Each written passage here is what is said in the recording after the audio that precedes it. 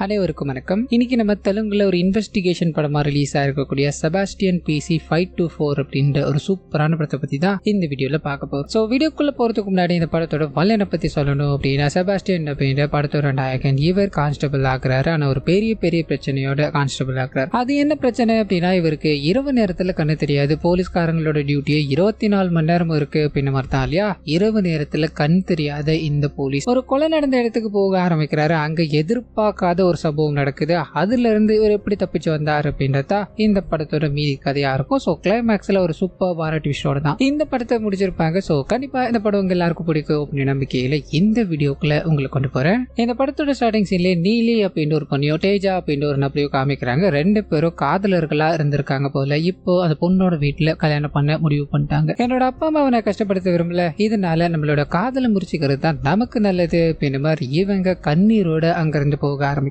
இந்த காதலனுக்கு என்ன பண்ணுதுன்னு தெரியல. நடந்த இந்த எல்லா விஷயங்களும் நினைச்சு ஃபீல் பண்ணிக்கிட்டே இருக்க. அப்படியே கட் பண்ண அந்த பொண்ணுக்கு கல்யாணம் ஆயிடுது. கல்யாணம் ஆனதும் கணவர் வெளிநாடு போகணும் அப்படின்ற மாதிரி தன்னோட திங்ஸ் எல்லாத்தையும் எடுத்து வச்சுக்கிட்டே இருக்கும்போது அந்த சமயம் பார்த்து இவருக்கு ஒரு கால் ஒன்று வர ஆரம்பிக்குது. அவர் ஒரு லேடி கூட தனிமையில போய் பேச ஆரம்பிக்கிறார். ஆனா அது மூலமா தான் இவருக்கு ஒரு காதல் இருக்கு அப்படின்ற விஷயம் தெரிய ஆரம்பிக்குது. அந்த பொண்ணு இந்த மாதிரி வீட்டுல எனக்கு மாப்பிள்ள எல்லாம் பாத்துட்டாங்க, எனக்கு என்ன பண்றதுன்னு தெரியலடா, நீ உன்னோட முடிவை மறுபடியும் யோசிச்சு பார்க்க முடியுமான்னு சொல்ல, இந்த மனுஷனை நம்ம ரெண்டு பேருக்கும் செட் ஆகாது அப்படின்ற மாதிரி பிரிஞ்சிட்டோம், எனக்கு கல்யாணம் ஆயிடுச்சு, எனக்கு ஒரு வாழ்க்கை இருக்கு, இனிமேல் எனக்கு கால் பண்ணாத அப்படின்ற மாதிரி சொல்லிட்டு போக இந்த லேடி பயங்கரமா கோபப்படுறாங்க. அந்த லேடி, அதாவது இவரோட மனைவி இருக்காங்க இல்லையா, அவங்கள எப்படியாவது பழி வாங்கணும் அப்படின்ற எண்ணம் இவங்களுக்குள்ள ஓடிக்கிட்டே இருக்க. இன்னொரு பக்கம் கட் பண்ண கணவர் ஃபாரினுக்கு போயிட்டார். இப்ப தன்னோட மாமனாரோட தான் இந்த வீட்டுல இவங்க வாழ்ந்துகிட்டு இருக்காங்க அப்படின்ற மாதிரி இருக்கும். மாமனார் ஒரு டாக்டர். அவர் வேலைகள் எல்லாத்தையும் பார்த்துட்டு வீட்டுக்கு வரும்போது இவங்க மாமனாருக்கு தேவையான விஷயங்கள் எல்லாத்தையும் பண்ணிக்கிட்டு இருக்காங்க இல்லையா. அப்போ அவங்களோட உடல் அழகியும் அவங்களோட தோற்றத்தை பார்த்து அவங்கள காதலிக்க ஆரம்பிச்சுட்டாரு அப்படின்ற மாதிரியோ, இன்னைக்காவது ஒரு நாள் வாய்ப்பு கிடைக்காதா, அவங்கள நாம அடைய மாட்டோமா அப்படின்ற மாதிரி அந்த நாளுக்காக காத்துக்கிட்டு இருக்காரு அப்படின்ற விஷயங்கள் நமக்கு இங்க காட்டப்பட்டுக்கிட்டே இருக்கு. இன்னொரு பக்கத்துல இந்த பொண்ணோட முன்னாள் காதலன் இருந்தாலும் அவன் இவங்களை மார்க்கெட்ல சந்திக்க ஆரம்பிக்கிறான். நெருங்கி பேசணும் அப்படின்ற மாதிரி ட்ரை பண்ண இவங்க அவனை திட்டிட்டு அங்கிருந்து கிளம்புறாங்க அப்படின்ற மாதிரியோ. ஸோ 3 டைப்ல 3 விதமான எதிரிகள் இந்த பொண்ணுக்கு இருக்காங்க அப்படின்றத நமக்கு இங்க காமிச்சிட்டு கட் பண்ணி படத்தோட நாயகன் கிட்ட போக ஆரம்பிக்குது. செபாஸ்டியன் அப்படின்றது இவரோட பேரா இருக்கும். இப்போ அப்படி இப்படின்னு கஷ்டப்பட்டு ஒரு கான்ஸ்டபிள் ஆயிட்டாரு. இறந்து போன இவரோட அம்மா கல்லற முன்னாடி இவர் நிறைய விஷயங்களை பகிர்ந்துக்க ஆரம்பிக்கிறாரு. இவரோட அம்மாவும் பக்கத்துல நின்று பேசுற மாதிரியான விஷயங்கள் இவருக்கு தோண ஆரம்பிக்குது. அந்த சமயத்துல இவங்களோட அம்மா சொல்ற விஷயங்கள் என்ன அப்படின்னா, உன்னோட அப்பாவுக்கு போலீஸ் ஆகணும் அப்படின்றது மிகப்பெரிய கனவா இருந்தது, அந்த கனவை நீ அடைஞ்சிடா, இந்த வேலையில நீ ரொம்ப நாள் இருக்கணும் அப்படின்றது என்னோட ஆசை, உனக்கு வித்தியாசமான, அதாவது அந்த மாலை கண்ணு இருக்கு அப்படின்ற விஷயத்த எக்காரணத்தை கொண்டும் யார்கிட்டையும் நிறுவில் பண்ணாம இந்த வேலையில நீ இருந்து காட்டியாக்கணும், அதுதான் என்னோட ஆசையும் கூட அப்படின்னு மாதிரி சொல்ல இந்த மனுஷன் அவ்வளவுதானே, இதெல்லாம் எனக்கு ஒரு விஷயமே கிடையாது அப்படின்னு மாதிரி இவர் முதல் நாள் சார்ஜ் எடுத்துட்டு போக அன்னைக்கே இவருக்கு நைட் ஷிஃப்ட் போடப்படுது அப்படின்னு மாதிரி இருக்கும். இவர் எவ்வளவோ பேசி பார்க்க அவங்க இதுதான் அவனுக்கு கொடுத்த வேலை, நீ டிமாண்ட் பண்ணி ஷிஃப்ட்டை மாத்திர லெவலுக்குலாம் இல்ல, போ உன்னோட வேலையை பாருப்போ அப்படின்னு மாதிரி அனுப்பிவிட இவருக்கு பல பிரச்சனைகள் காத்துக்கிட்டு இருக்கு. இரவு நேரம் அப்படின்றதால இவருக்கு ஒண்ணுமே தெரியாது. பாதுகாவல் அப்படின்ற பேர்ல குத்து மதிப்பா ஏதாவது சின்னதா சத்தம் கிட்டது அப்படின்னா யாராவது ஒழுங்கு மறைதான் இங்கிருந்து ஓடி போயிடுங்கடா அப்படின்னு மாதிரி கையில இருக்க விசில் எல்லாத்தையும் ஊதிதான் அப்படி இப்படின்னு மேனேஜ் பண்ணிக்கிட்டே இருக்க. அதை தாண்டி இவருக்கு முன்னாடியே நிறைய விஷயங்கள் நடக்க ஆரம்பிக்குது. ஆனா எதையுமே ஒரு தடுக்கக்கூடிய நிலைமையிலே இல்லை. எக்கச்சக்கமான டிரான்ஸ்பர் கிடைக்க ஆரம்பிக்குது. எங்க போனாலும் இரவு நேரம் டியூட்டி கொடுக்கறதால ஏதாவது ஒரு பிரச்சனையை பண்ண, இதனால இவர் வேற ஊருக்கு அனுப்புறாங்க. அங்கிருந்து இன்னொரு டிரான்ஸ்பர் வாங்கிட்டு போறாரு அப்படின்ற மாதிரி சேர்ந்த ஓரிரு மாதங்கள்ல எக்கச்சக்கமான டிரான்ஸ்பர் வாங்கிட்டே இருக்க. இவருக்குள்ள இருக்க ஒரே ஒரு சந்தோஷம் என்ன அப்படின்னா, நம்ம எவ்வளவுதான் டிரான்ஸ்பர் ஆகி போனாலும் ஒரு போலீஸ்கார வேற வேலைக்கு போக முடியாது இல்லையா. இன்னொரு போலீஸ் ஸ்டேஷன்ல போய் இதே போலீஸ்கார வேலையை தான் பார்க்க போறோம். ஸோ இதனால இதை நான் பெருமையா ஏத்துக்கிறேன் அப்படின்ற மாதிரி எல்லா இடங்கள்லயும் எனக்கு நைட் ஷிஃப்ட் வேண்டாமே அப்படின்ற மாதிரி டிமாண்ட் பண்ணி பார்க்க யாரும் கேட்கறதா தெரியல. இதனால இவரோட வாழ்க்கை ஒரு மாதிரி டிரான்ஸ்பர்லயே ஓடிக்கிட்டே இருக்கு. அந்த சமயத்துல தான் இவரோட நெருங்கிய நண்பரான தேஜா அப்படின்னு ஒருத்தர் காமிக்கிறாங்க. ஸோ ஸ்டார்டிங் சீன்ல காதல் தோல்வி இருந்தது இல்லையா, அந்த நபர் தான். ஸோ இவருக்கு நாயகனோட பர்சனல் லைஃப் என்ன அப்படின்றது தெரியும். அதுக்காக ஒரு சின்ன பிளாஷ்பேக் கொண்டு போக ஆரம்பிக்கிறாங்க. சின்ன வயசுல எல்லாரும் விளையாடிக்கிட்டே இருக்கும்போது நாயகனுக்கு கொஞ்சம் லேட் ஆயிடுது. இந்த விளையாட்டு எல்லாத்தையும் முடிச்சுட்டு போகலான்னு ட்ரை பண்ண இருட்டாயிடுது. கொஞ்சமா வழி தெரியாம நடந்து போய்கிட்டே இருக்கு. அந்த சமயத்துல தான் இவரோட ஃப்ரெண்டான தேஜா வந்து பாக்குறான் அப்படின்ற மாதிரியோ, இரவு நேரத்துல எனக்கு கண்கள் தெரியலடா, என்னை இங்கிருந்து வீட்டுக்கு கூட்டு போக முடியுமாடா அப்படின்ற மாதிரி அழுதுகிட்டே இருக்க. அவன் தான் அன்னைக்கு வீட்டுக்கு கூட்டு போறான் அப்படின்ற மாதிரியோ, அன்னைக்கே இந்த விஷயத்த நான் யார்கிட்டயும் சொல்ல மாட்டேன்டா அப்படின்ற மாதிரி சத்தியம் வாங்கிட்டான். சோ தன்னோட சீக்கிரட் எல்லாமே தெரிஞ்ச ஒரே ஒரு நபர் இவர் தான் அப்படின்ற மாதிரி இங்க நமக்கு காட்டப்பட்டுக்கிட்டே இருக்க. இன்னொரு பக்கத்துல ஹீரோக்கு டிரான்ஸ்பர் கிடைச்சு வேற ஒரு ஊருக்கு போக ஆரம்பிக்கிறார். அந்த ஊர்ல இருக்க எஸ்ஐ பாத்தீங்கன்னா ஒரு மாதிரி மாலை எல்லாத்தையும் போட்டுக்கிட்டு பொலைட்டா உட்காந்துக்கிட்டே இருக்கும்போது இருக்கும்போது இந்த மனுஷனுக்கு முதல் நாளே நைட் டியூட்டி தான். என்ன பண்ணலாம்னு யோசிக்கிறாரு. சார் எனக்கு நீங்க நைட் டியூட்டியை மாத்தி கொடுக்க முடியுமா சார்? என்னோட அம்மா படுத்த படுக்கையா இருக்காங்க, இரவு நேரத்துல சரியான சமயத்துல போனா மட்டும்தான் நான் என்னோட அம்மாவை பார்த்துக்க முடியும் சார் அப்படின்ற மாதிரி சிம்பத்தியா அட்டாக் பண்ணும்போது இந்த நபர் யோசிக்க ஆரம்பிக்கிறாரு. சரி போப்பா அப்படின்ற மாதிரி பகல் டியூட்டியா கொடுக்க கூட இருக்க எல்லாருக்கும் பயங்கர பொறாமையா இருக்கு. ஏன்னா இவன் அம்மா பேரை சொல்லியே ஷிஃப்ட்டை மாத்திக்கிட்டே இருக்கான். ஆனா ஒரே ஒரு நாள் கூட இவனோட அம்மாவை நான் பார்த்தது இல்லையே அப்படின்ற மாதிரி எப்படியாவது இவனை மாட்ட வைக்க மாட்டோமா, இவன் சொல்ற விஷயங்கள் பொய்யா இருக்காதா அப்படின்ற மாதிரி தேடி அலைஞ்சுக்கிட்டே இருக்கும்போது நாயகன் இருக்கா இல்லையா, அவரோட வீடு முழுக்க இரவு நேரத்துல எங்கெங்க கால் வச்சா எங்கெங்க லேண்ட் ஆகலாம் அப்படின்ற எல்லாத்தையும் பக்காவா ரெடி பண்ணிட்டு ஒரு செட்டில்டான வாழ்க்கையை வாழ்ந்துகிட்டு இருக்காரு அப்படின்றத நமக்கு காட்டப்பட்டுக்கிட்டே இருக்கும்போது அந்த சமயத்துலதான் அந்த நீலியோட கணவர் ஒரு பொண்ணு காதலிச்சாரு அப்படின்ற மாதிரி போன்ல எல்லாம் பேசினாங்க இல்லையா, அந்த பொண்ணு தான் இவர் கல்யாணம் பண்ணிக்க போறாரு அப்படின்ற விஷயம் இங்க நமக்கு தெரிய ஆரம்பிக்குது. இவங்களை பார்த்த அன்னைக்கு எனக்கு இப்படி ஒரு பிரச்சனை இருக்கு, இரவு நேரத்துல கண்ணு தெரியாது அப்படின்ற மாதிரி சொல்லிட்டு இருப்பார். சோ இந்த விஷயங்கள் தெரிஞ்ச ரெண்டாவது நபர் இவங்க அப்படின்றத நமக்கு காமிச்சிட்டு இவங்க ரெண்டு பேருக்குள்ள, அதாவது இவர் எவ்வளவோ அவங்க கிட்ட நெருங்கணும் அப்படின்ற மாதிரி ட்ரை பண்ணிக்கிட்டே இருக்கு. அவங்க சின்னதா டிஸ்டன்ஸ் மெயின்டைன் பண்ணிட்டு இருக்காங்க அப்படின்ற விஷயத்த நமக்கு ஒரு பாடல் மூலமா காட்டப்பட்டுக்கிட்டே இருக்கு. நீலியோட மாமனார் இருக்கா இல்லையா, அந்த பொண்ணு இம்ப்ரெஸ் பண்ணணும், அதாவது நீலியை இம்ப்ரெஸ் பண்ணணும் அப்படின்றதுக்காக நகைகள் எல்லாத்தையும் வாங்கிட்டு அங்கிருந்து பயணிக்க ஆரம்பிப்போது நாயகனை சந்திக்கிறார் அப்படின்ற மாதிரியோ அந்த சமயத்துலதான் அவனோட பேர் செபாஸ்டியன் தானப்பா, உன்னோட அம்மாவோட பேர் என்னப்பா அப்படின்ற மாதிரி கேட்டுக்கிட்டே இருக்கும்போது சின்னதா ஒரு பிளாஷ்பேக் வந்து போக ஆரம்பிக்குது. இந்த டாக்டர் தான் செபாஸ்டியனுக்கு கண்ணு தெரியல அப்படின்ற மாதிரி உங்களோட அம்மா போய் சந்திச்சிருப்பாங்க, என்ன பண்ணலாம் டாக்டர் அப்படின்ற மாதிரி கேட்க இவனுக்கு தீர்வு அப்படின்றது எதுவுமே கிடையாதுமா, அவனோட லைஃப் ஸ்டைல அவன் இதுக்கு தகுந்த மாதிரி மாத்திக்கிறதாமா நல்லது அப்படின்ற மாதிரி சொல்லி தான் அனுப்பி வச்சிருப்பாரு. அப்படி பார்த்த பையன் இப்ப போலீஸ்காரனா வந்து நிக்கிறான். இது எப்படி நடந்தது அப்படின்ற மாதிரி ஒரு கியூரியாசிட்டியில கேட்டுக்கிட்டே இருக்கும்போது நடந்த விஷயங்கள் எல்லாத்தையும் சொல்ல ஆரம்பிக்கிறார். நீங்க யாருக்கிட்டையும் சொல்ல வேணாம் டாக்டர் அப்படின்ற மாதிரி ரிக்வெஸ்ட் பண்ண இந்த மனுஷன் சரி நீ நல்லா இருந்தா சந்தோஷப்பா அப்படின்ற மாதிரி அங்க இருந்து கிளம்ப ஆரம்பிக்க அப்படியே கட் பண்ண நாயகன் இது நாட்கள் வரைக்கும் நைட் டியூட்டியை பார்க்காம தப்பிச்சுக்கிட்டு இருக்காரு அப்படின்ற மாதிரி இருக்கு இல்லையா, அந்த சமயம் பார்த்து இவரோட போலீஸ் ஸ்டேஷன்ல இருக்க எல்லாருமே பாதுகாப்பு பணிக்காக நாங்க போறோம், நீ போலீஸ் ஸ்டேஷனை பார்த்துக்க முடியுமா, நாங்க ஒரு 7 மணிக்குள்ள வந்துட்டோம்னு சொல்ல இவருக்கு தலையே சுத்தி போயிடுது. 5-5:30 மணிக்கெல்லாம் வீட்டுக்கு போற மனுஷன் 7 மணி வரைக்கும் என்ன பண்ணுது சார், வீட்டுல அம்மா இருக்காங்க சார், கொஞ்சம் பார்த்து ஏதாவது பண்ண முடியுமா சார்னு சொல்ல, தம்பி நீ 7 மணிக்குள்ள நாங்க வந்துருவோம், கவலையே படாம இரு, போயிட்டு வந்துடுறோம் தம்பி. அங்க இருந்து போக ஆரம்பிக்க நேரங்கள் செல்ல ஆரம்பிக்குது. 5:30 மணிக்கு மேல கொஞ்சம் கொஞ்சமா இவரோட கண்கள் பார்வை எழுந்துகிட்டே இருக்கு. இவர் என்ன பண்ணதுன்னு தெரியாம நடுங்க ஆரம்பிக்கிறாரு. அந்த சமயம் பார்த்து சீனியர் கிட்ட இருந்து கால் வர ஆரம்பிக்குது, தப்பிச்சிருவோமோ அப்படின்ற மாதிரி போன் எடுக்கும்போது அந்த மனுஷன் அந்த மாதிரி வேலைகள்ல கொஞ்சம் முழுக்கிட்டேன், நான் வரதுக்கு லேட் ஆகும்னு நினைக்கிறேன், நீ ஸ்டேஷனை பார்த்துக்கோப்பா அப்படின்ற மாதிரி சொல்ல இவருக்கு என்ன பண்றதுன்னு தெரியல. முடியாதுன்னு சொன்னா பிரச்சனை ஆயிடும். சரி ஒரே ஒரு நைட்டு தானே மேனேஜ் பண்ணிக்கலாம் அப்படின்ற மாதிரி முதல் வேலையா அங்க இருக்க எல்லா கதவுகளையும் சாத்துறாரு. மௌனமா ஒரு இடத்துல அப்படியே உட்காரும் போது அந்த சமயம் பார்த்து நிறைய போன் கால் இந்த ஸ்டேஷனுக்கு வந்துகிட்டே இருக்கு. குத்து மதிப்பா அதை பார்த்துக்கிட்டு எடுக்கும்போது சார் என்னோட அண்ணன் அடிச்சிட்டான், ஒரு பிரச்சனையா இருக்கும் உடனே வாங்க சார் அப்படின்ற மாதிரி நிறைய கால்கள் வந்துகிட்டே இருக்கும்போது மனுஷன் வெளியிலவே போக முடியாத ஒரு சூழல். இப்போ பதில் சொல்லி என்ன ஆக போகுது அப்படின்ற மாதிரி பட்டு பட்டுன்னு எல்லாத்தையும் கட் பண்ணி வச்சுக்கிட்டே இருக்கும்போது அந்த சமயம் பார்த்து ஒரு போன் கால், சரி ஒருத்தர் இந்த மாதிரி அரெஸ்ட் பண்ணிட்டு இருக்கா, நீங்க உடனே வர முடியுமா அப்படின்ற மாதிரி சொல்ல இவருக்கு என்ன ரிப்ளை பண்ணுதுன்னு தெரியாம பயந்து அப்படியே போனை கட் பண்ணிட்டு இனிமேல் ஒரு போனை கூட நான் எடுக்க போறது கிடையாது, அவனை போன் எடுத்தாதானடா பிரச்சனை அப்படின்ற மாதிரி அப்படியே உட்காந்துக்கிட்டே இருக்கும்போது இதுக்கு அடுத்த நாள் காலையில ஸ்டார்டிங் சீன்ல ஒரு புது பொண்ணு காமிச்சாங்களே கல்யாணம் பொண்ணு, அந்த பெண் இறந்து போயிட்டாங்க அப்படின்ற மாதிரி நியூஸ்காரங்க நியூஸ் போட்டுக்கிட்டு இருக்காங்க. அண்ட் போலீஸ் ஸ்டேஷனை பார்க்கணும் அப்படின்ற மாதிரி எல்லா போலீஸ்காரங்களும் உள்ள வரும்போது நாயகன் எல்லா கதவையும் அடைச்சிட்டு தூங்கிட்டு இருக்காரு. இதை பார்த்ததும் ஒன்னும் புரியாம அப்படி இப்படின்னு தட்டி எழுப்பும்போது யோ என்னதாயா பண்ணிக்கிட்டு இருந்தேன் அப்படின்ற மாதிரி சொல்ல, சார் இருட்டு அப்படின்னா எனக்கு ரொம்ப ரொம்ப பயம் சார், நானும் நீங்க சீக்கிரமா வந்துடுவீங்க நம்மளோட வேலையை முடிச்சுட்டு போலான்னு காத்துக்கிட்டு இருந்தேன், வர வேலை சார், அதனாலதான் வேற வழி இல்லாம இப்படி பண்ணேன்னு சொல்ல, சரியா ஏதாவது பிரச்சனை போன் வந்துதான்னு கேட்க இவருக்கு எக்கச்சக்கமான கால் வந்தது. ஆனா எதுவுமே சொல்லாம இல்ல சார் எதுவும் வரல அப்படின்ற மாதிரி வேலையை பார்க்கலான்னு போக அன்னைக்கு நைட்டு ரீசெண்டா அந்த கல்யாண பொண்ணு இறந்து போனாங்களே அவங்களோட வீட்டுக்கு பாதுகாப்புக்காக போகணும் அப்படின்ற மாதிரி நாயகனுக்கு வர ஆரம்பிக்குது. ஒண்ணுமே புரியல. ஆனா அது மட்டும் இல்லாம அந்த லேடி இறந்து போயிட்டாங்க, அவங்களோட வீட்டுல இருக்க எவிடன்ஸ் எல்லாத்தையும் பாதுகாக்கணும் அப்படின்றதுக்காக தான் இப்ப இந்த போலீஸ் பாதுகாப்பு கேட்டிருக்காங்கன்றப்போ நாம போனா என்ன பண்ண முடியும், இது யார்கிட்டயாவது மாத்தலாமே அப்படின்ற மாதிரி எஸ்ஐ கிட்ட கேட்டு பார்க்க ஒன்னும் பண்ண முடியல. சரி கூட இருக்கவங்க கிட்ட கேட்டு பார்க்க அவங்களும் இது நாட்கள் வரைக்கும் நீங்க தப்பிச்சிட்டு இருந்தீங்களப்பா இனிமேல் முடியாது அப்படின்ற மாதிரி முறைக்க இவர்கிட்ட கொடுத்துட்டு போக இந்த மனுஷன் சரி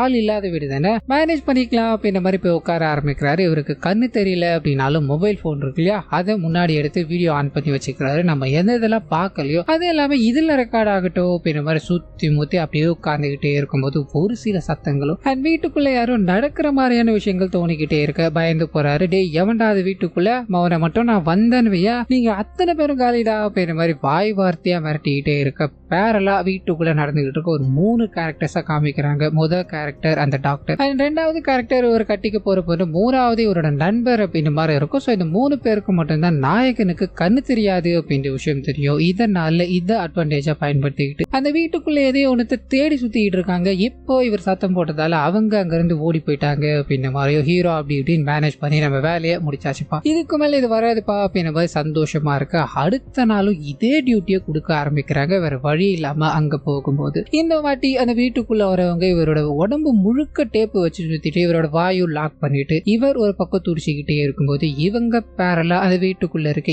ஏதோ ஒரு விஷயத்தை தேடி அலைஞ்சுக்கிட்டு இருக்காங்க அப்படின்ற மாதிரியும் அந்த வேலைகள்லாம் சுத்தமா முடிஞ்சு போனது அங்கிருந்து காரணமா போயிடுறாங்க. அதே சமயத்துல இதுக்கு அடுத்த நாள் காலையில அந்த போலீஸ்காரங்களா வந்து பார்க்கும்போது உடம்பு முழுக்க டேப் சுத்தப்பட்ட நிலையில நாயகன் இருக்கார். ஏன் உன்னை பாதுகாப்புக்காக அனுப்பி வச்சா நீ என்னதான் பண்ணிட்டு இருக்க அப்படின்ற மாதிரி டேப் எல்லாத்தையும் பேசிட்டு கேட்கும்போது, சார் நேத்து நைட்டு யாரோ தெரியல சார் ஆன்னு நினைக்கிற வந்தான் சார், என்னை அட்டாக் பண்ணிட்டு எதையோ கொண்டு போக பார்த்தா சார், அது மட்டும்தான் சார் எனக்கு நினைவு இருக்கு அப்படின்ற மாதிரி சொல்ல, சரி வந்தவன் மூஞ்ச பார்த்தியான்னு சொல்ல, இல்ல மாஸ்க் போட்டிருந்தான் சார், சரி என்ன மாதிரி மாஸ்க் போட்டிருந்தா சொல்ல, பொம்மை மாஸ்க் சார், சரி என்ன பொம்மைன்னு கேட்க திருன்னு முழிக்கிறாரு. நீ முழிக்கிறதுக்கான காரணத்தை சொல்லுவா, நீ நேத்து நைட்டு டியூட்டி பார்க்கவே கிடையாது, நல்லா தூங்கி இருக்க, அவன் டேப்பு வச்சு உன்னை முழுக்க சுத்தி இருக்கான், அது கூட தெரியாம நீ தூங்கி இருக்க அப்படின்னா நீ இந்த போலீஸ் வேலைக்கு லாய்க்கு இல்ல அப்படின்றது கரெக்டா தெரியுதியா, இதுக்கு மேல என்னால எதுவும் பண்ண முடியாது, இறந்து போன பொண்ணை கொலை பண்ணிட்டாங்களா இல்ல சூசைடா அப்படின்றது கூட தெரியல, எவிடன்ஸ் எல்லாம் என்ன ஆச்சுன்னு புரியல, இந்த கேஸ் முடிகிற வரைக்கும் நீ சஸ்பெண்ட்ல இருக்கிறது தான் ஒரே வழி, நல்ல நேரம் இந்த கேஸ் முடியணும், அந்த பொண்ணு தற்கொலைன்னு வேண்டிக்கோயா அப்படின்ற மாதிரி இவரை அங்கிருந்து அனுப்பி வைக்கும் போது தன்னோட அம்மாவோட ஆசை அப்பாவோட ஆசை இது எல்லாமே இங்க உடஞ்சு போயிடுச்சு அப்படின்ற மாதிரி நாயகன் பயங்கர சோகத்துல இருக்க இவருக்கு ஆறுதல் சொல்லணும் அப்படின்றதுக்காக அந்த 3 கேரக்டர் இருக்காங்க இல்லையா, அவங்க வெவ்வேறு நேரங்களில் நாயகனை சந்திக்கிறாங்க அப்படின்ற மாதிரி இருக்கும். பரவாயில்ல அதெல்லாம் பார்த்துக்கலாம் அப்படின்ற மாதிரி இவர்கிட்ட பேசிக்கிட்டே இருக்க இவர் இந்த 3 பேருக்கிட்டையுமே ஒரே விஷயத்த சொல்ல ஆரம்பிக்கிறாரு. நான் இந்த சஸ்பெண்ட் ஆன அப்படின்ற விஷயத்தெல்லாம் தாண்டி என்னோட வேலையை மறுபடியும் வாங்கணும் இல்லையா, அதுக்கு எல்லா ஏற்பாடுகளையும் பண்ணிட்டேன்டா, அன்னைக்கு அந்த வீட்டுக்கு வந்தது யாரு, என்னை யார் அப்படி பண்ணாங்க அப்படின்ற எல்லாத்தையுமே நான் ஆதாரமா ரெடி பண்ணி வச்சிருக்கேன்டா அப்படின்ற மாதிரி கையில ஒரு பேப்பரோட எல்லாருக்கிட்டையும் காமிக்கும் போது எல்லாரும் பயந்து போறாங்க. ஒருவேளை இது நம்மளா இருந்தா என்ன பண்றது அப்படின்ற பயத்துல அன்னைக்கு நைட்டு 3 பேருமே ஹீரோவோட வீட்டுக்கு போறாங்க அப்படின்ற மாதிரியும் ஹீரோ இங்கதான் எல்லாத்தையும் செட் பண்ணி வச்சிருக்கா இல்லையா, எது எங்க இருக்கு அப்படின்றது தெரியும். இதனால இந்த 3 பேர் வந்ததும் பட்டுன்னு கதவை சாத்துறாரு, என்ன தாண்டி உங்களால போகவே முடியாது, என்னோட டிராப்ல தான் நீங்க இப்ப மாட்டிருக்கீங்க அப்படின்ற மாதிரி அன்னைக்கு நைட்டு முழுக்க அங்கேயே அவங்கள தங்க வைக்கிறார். இதுக்கு அடுத்த நாள் காலையில எஸ்ஐக்கு போன் பண்றாரு. அவர் வரும்போது இந்த 3 பேர் தான் அந்த வீட்டுக்குள்ள வந்தாங்க, ஏதோ எடுத்துட்டு போக ட்ரை பண்ணாங்க அப்படின்ற மாதிரி சொல்ல, எஸ்ஐயும் பரவாயில்லையப்பா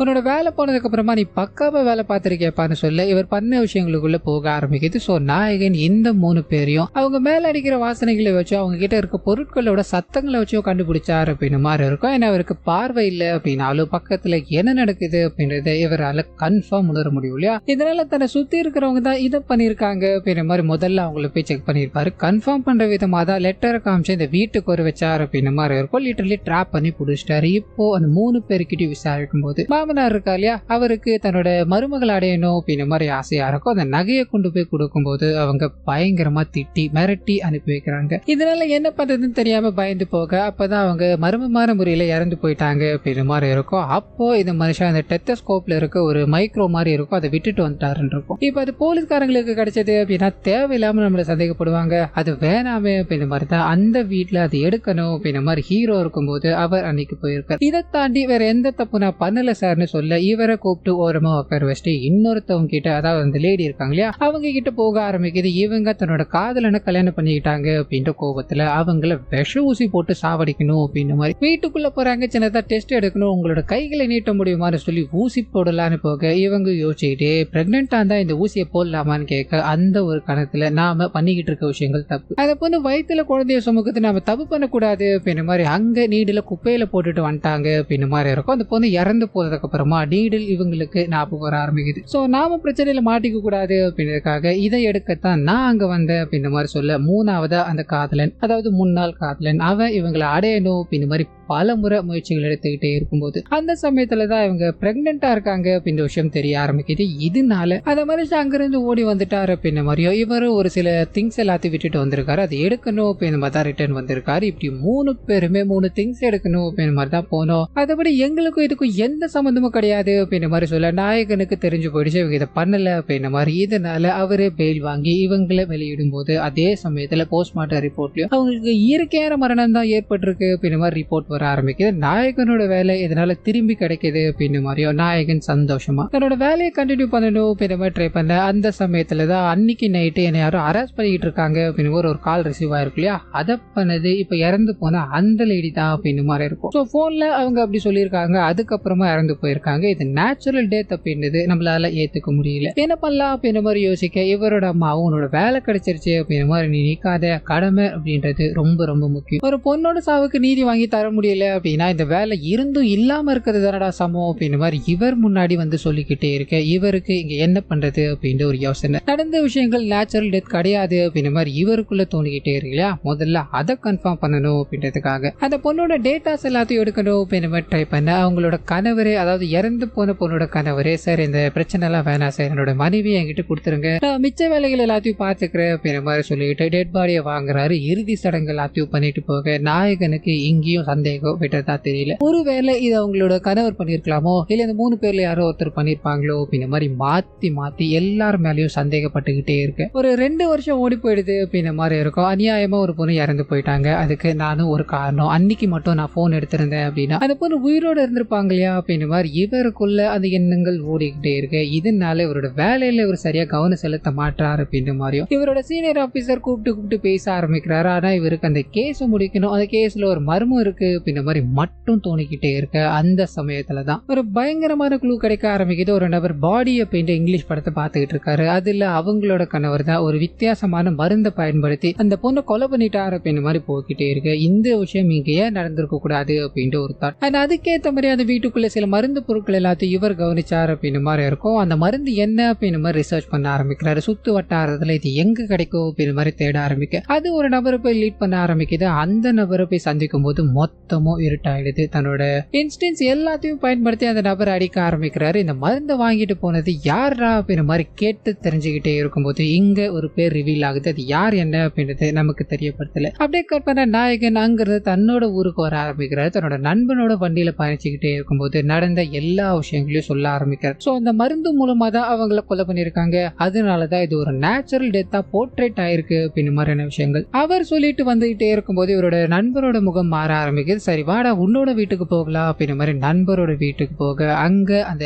மருந்துகள் இருந்ததுக்கான தடயம் கிடைக்குது. சோ இது மூலமா இந்த கொலையை யார் பண்ணா அப்படின்றத கன்ஃபார்ம் பண்ணிட்டாரு. அண்ட் விசாரிச்சிருப்பா இல்லையா, அவனுங்களும் ஹீரோட ஃப்ரெண்டு பேரை தான் காமிச்சானுங்க அப்படின்னு மாதிரி இருக்கும். இதனால அவனை அடிச்சு கிடிச்சு விசாரிக்கும் போது அவன் தன்னோட காதலி தன்னை விட்டு போயிட்டான். அண்ட் வேற ஒருத்தரை கல்யாணம் பண்ணிக்கிட்டு வேற ஒருத்தனோட குழந்தைய சுமக்க போற அப்படின்னு மாதிரி இருக்கு இல்லையா. இதை தன்னால எப்படி ஏத்துக்க முடியும் அப்படின்னு மாதிரி பயங்கரமா டென்ஷன் ஆகுறாரு. அண்ட் பழி வாங்கின விஷயம் வெளியே தெரியக்கூடாது அப்படின்றதுக்காக தான் இந்த விஷயத்த கையில் எடுக்க ஆரம்பிக்கிறாரு. ட்ரக்கை வாங்கி அதை அவங்கள கட்டாயத்தின் பேர்ல பருக வைக்கிறாரு. இதுக்கு நடுவில் தான் என்ன ஒருத்தர் அரெஸ்ட் பண்ணிட்டு இருக்கா அப்படின்ற மாதிரி அவங்களும் போன் பண்ணிருப்பாங்க. ஆனா கால் கனெக்ட் ஆகல. அதாவது கனெக்ட் ஆகி ஹீரோ ரெஸ்பான்ஸ் பண்ணதால இவங்க வேற வழி இல்லாம கண்ணை காட்டி மிரட்டிக்கிட்டு இருக்கா அப்படின்றதுக்காக அதை பருக ஆரம்பிக்கிறாங்க. அப்போ அவங்களுக்கு இறந்து போவோம் அப்படின்றதுலாம் தெரியல. கொஞ்சம் கொஞ்சமா அவங்களுக்கு சுயநினைவு இழக்க ஆரம்பிக்குது. அண்ட் இந்த கொலைகாரனும் அங்கிருந்து கிளம்புறா அப்படின்னு மாதிரி இருக்கும். இப்ப நடந்த விஷயங்கள் எல்லாமே ஹீரோக்கு தெரிஞ்சு போயிடுச்சு. இப்ப போலீஸ் ஆபீசர், அதாவது சீனியர் ஆபீசர் கிட்ட கொண்டு போகணும் அப்படின்னு மாதிரி நாயகனோட நண்பனை கூட்டு போக ட்ரை பண்ண அந்த மனுஷனுக்கும் இவருக்கும் சண்டை ஏற்பட ஆரம்பிக்குது. இரவு நேர சண்டை அப்படின்றதால ஹீரோக்கு எங்க கண்ணு தெரியல. இதை பார்த்த இயேசு என்னையா நடந்துகிட்டு இருக்கு அப்படின்னு மாதிரி கேட்க தேஜா இருக்கா இல்லையா, அவர் முன்னாடி வந்து சார் இது நாள் வரைக்கும் அவங்களை ஏமாத்திட்டு இருக்கா, அவனுக்கு இருட்டாயிடுச்சு அப்படின்னா கண்ணு தெரியாது சார் அப்படின்னு மாதிரி அங்கிருந்து ஓடலாம் ட்ரை பண்ண நாயகன் எவ்வளவோ பேசி சீனியர் ஆபீசரை கன்வின்ஸ் பண்ணி இந்த நபரை கைது பண்றாரு அப்படின்ற மாதிரியும் அப்படியே கட் பண்ணி இதுக்கு அடுத்த நாள் காலையில இவரோட வேலையை வேணாம் அப்படின்னு மாதிரி ரிசைனும் பண்றாரு. இதை பார்த்த சீனியர் ஆபீசரோ டே நான் இந்த விஷயத்தை யாருக்கிட்டையும் சொல்ல மாட்டேன்டா, அவரோட வேலையை விடுறதுக்கான தேவை இல்லையே அப்படின்னு மாதிரி பேசும்போது சார் தெரிஞ்சோ தெரியாமலோ அந்த விஷயத்த, அதாவது அந்த பொண்ணோட சாவுக்கு நான் காரணமாயிட்டேன், நான் மட்டும் அன்னைக்கு போன் எடுத்து சரியான ஆக்ஷன் எடுத்திருந்தேன் அப்படின்னா அந்த பொண்ணை காப்பாற்ற வாய்ப்பு இருந்திருக்கு இல்லையா, அதை பண்ண நான் தவறிட்டேன். இதுக்கு மேல இந்த வேலையில நான் இருந்தேன் அப்படின்னா அது சரியா இருக்கும்னு தோணல சார். என்னோட சூழ்நிலைக்கு எப்ப நான் சரியான வேலையை தேர்ந்தெடுத்துக்கிறேன் சார். என்னோட அப்பா அம்மாவுக்கு நான் பிடிச்ச வேலையை செஞ்சாலே சந்தோஷம் தான். இதனால இந்த விஷயத்த நான் மனநிறைவோடு ஏத்துக்கிறேன் அப்படின்ற மாதிரி அங்கிருந்து நடக்க ஆரம்பிக்க இந்த படத்தை இத்தோட முடிக்கிறாங்க.